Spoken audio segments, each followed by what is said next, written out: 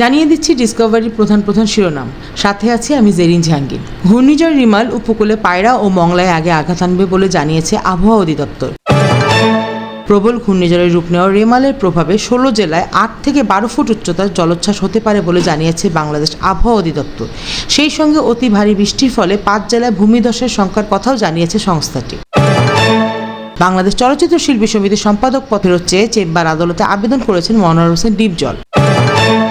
Bangladesh supreme court appeal বিভাগের অবসরপ্রাপ্ত বিচারপতি আনোয়ারুল হক আর নেই। গতকাল শনিবার দিবাগত রাত 2:55 রাজধানী স্কয়ার হাসপাতালে ইন্তেকাল করেছেন।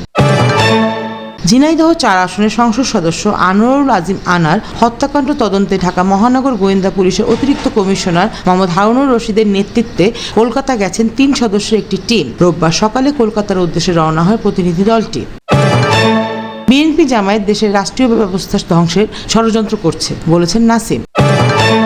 বিশ্বের 17তম ও প্রথম বাংলাদেশি বোলার হিসেবে আন্তর্জাতিক ক্রিকেটে 3 ফরম্যাট মিলিয়ে 700 উইকেটের মাইলফলক স্পর্শ করেছেন সাকিব আল হাসান। ভারতের দিল্লির একটি শিশু হাসপাতালে ভয়াবহ অগ্নিকাণ্ডে অন্তত 6 নবজাতকের মৃত্যু হয়েছে। এছাড়াও আশঙ্কাজনক অবস্থায় আরও 6 শিশু। রোববার 26 মে এক প্রতিবেদনে ভারতীয় সংবাদ মাধ্যম এনডিটিভি নিউজ এ তথ্য জানায়।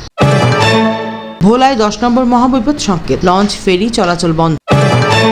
ঘূর্ণিঝড় রিমাল কক্সবাজারের সব ফ্লাইট বাতিল।